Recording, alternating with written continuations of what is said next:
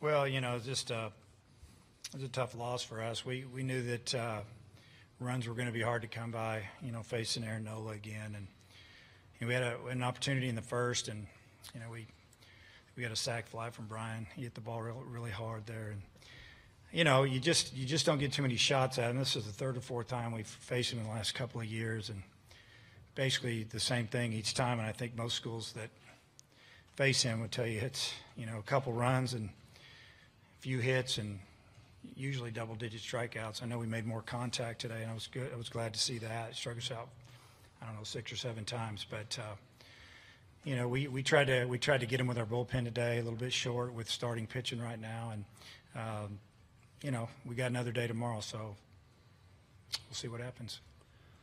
We'll now open the floor for questions for the student athletes. If you'll raise your hand, we have a couple of mics out there.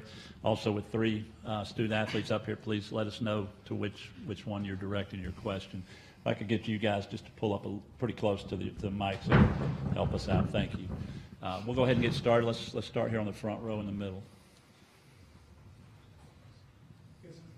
This is for Clark and Andrew. What do you guys think of Nola? I guess your first time seeing him, and that first day, and how frustrating was that you guys couldn't push more runs across for both hitters? Well, I thought that, obviously he's a great pitcher.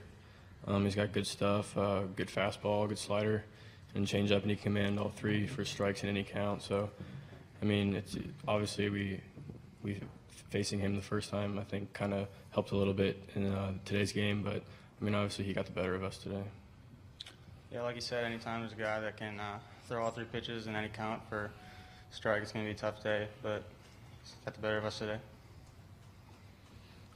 Other questions for the student athletes? Come back to you.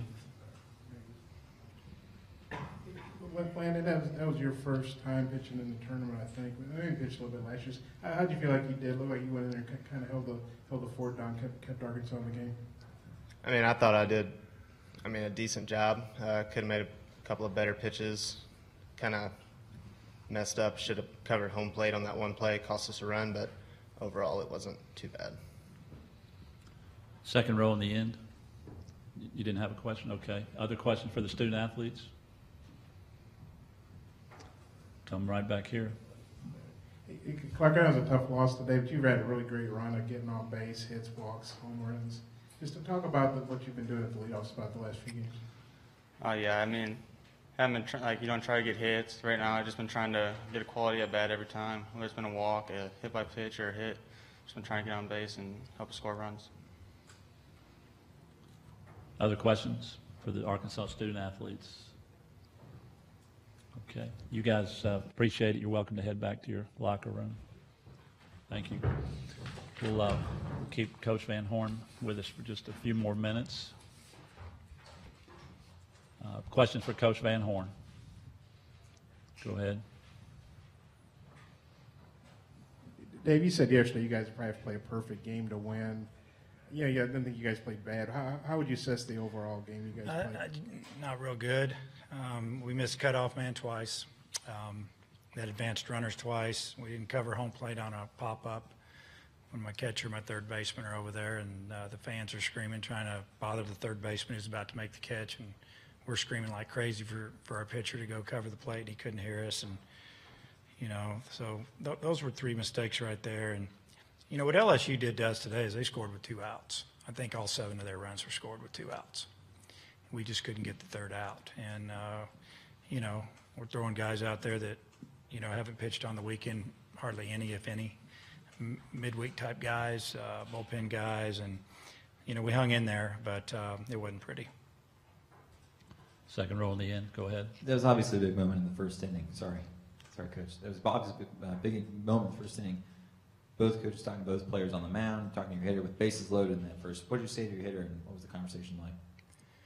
Well, I don't remember talking to the hitter too much. You talking about when Brian Anderson was up with the bases loaded? Yeah, just a big moment. Yeah, it was a big moment. But Brian's been there. He's the guy we wanted at the plate, and I think he ended up lining out to left or whatever he did, and actually he got a base hit, and I think a long time ago, but.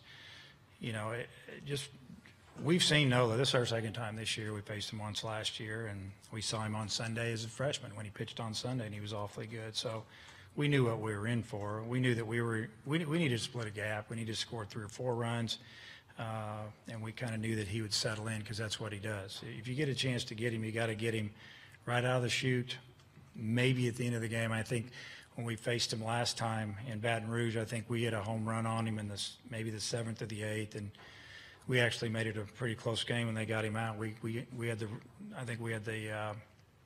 I think it was 5-4 or something. We had Coutu on, and we're ready to take the lead. We just didn't get the hit. But he's tough, and that's why he's 10-1 and one of the top pitchers in the country, because he knows how to pitch when he's in trouble, and that's the key to being a great pitcher.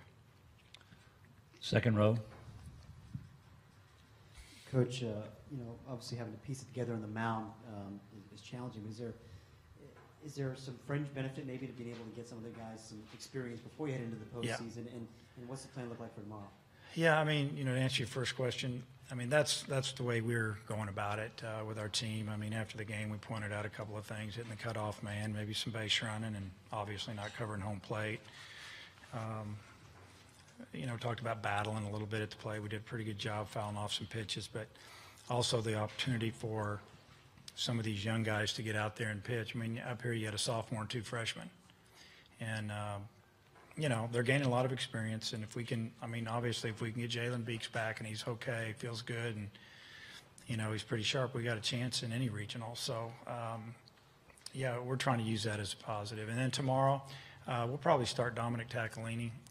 Again, it'll be there's 4 or 5 guys will be ready to go tomorrow. And, if we were fortunate enough to win that one, I have no idea who we're going to throw the next day.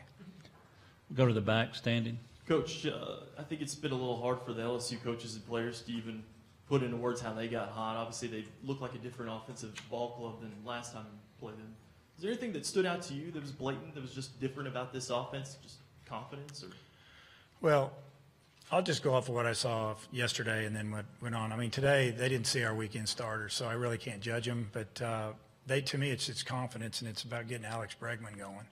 I mean, he's dangerous. I mean, he just missed hitting 2 home runs today, and he smoked a line drive to center field, and he's awfully good. I noticed they've moved some people around in the order.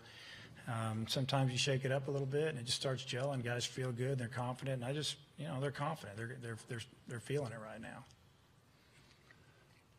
Front row here. Dave, of all the postseason possibilities, tournaments, is this the toughest one to be kind of shorthanded in pitching? Yeah. Well, it is if you're not in the top 4, and you got to play that extra game, and then you're competing against teams that, in our case, and we've seen 3 Friday night guys in 3 days, and that's tough, and we've hung in there a little bit. So, but yeah, this format's tough, especially if you've got to get through that play-in game, and you're maybe not lined up the pitch in the way you want it, but hey, it's the way it is. I'm just glad to be here the way it went for us, and then we kicked it into gear, and I'm happy with that. Right, you still have a chance, despite the fact that you're kind of shorthanded, to get to the semifinals on Saturday. You get a chance to win and do that. Our first couple of guys gave us a chance on the mound, and shutout and 2-1 game, and we knew that coming in here, and we knew that Game 3, if there was a Game 3 for us, it might get a little crazy, and so we had to make a decision. Do we want to go, all out with this game, facing NOLA, or do we kind of see how it goes a little bit and decide who to bring in there, or if it doesn't go good, we'll try to save some guys for Friday. This will be our last question for Coach Van Horn. Mike's right behind you. Dave, I don't know. He's probably tough on everybody. But in 5 games against you guys in his career, he's got like 47 Ks, 7 walks, and 36 2/3. I mean, does that just blow your mind hearing numbers like that?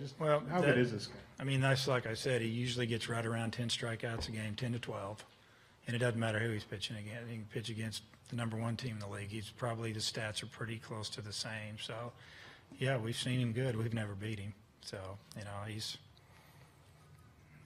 somebody got him this year, and I think it was a home run against Florida, and that was late. So he's awfully good. I'll be glad when he's out of the league. All right. Thank you, Coach. Okay.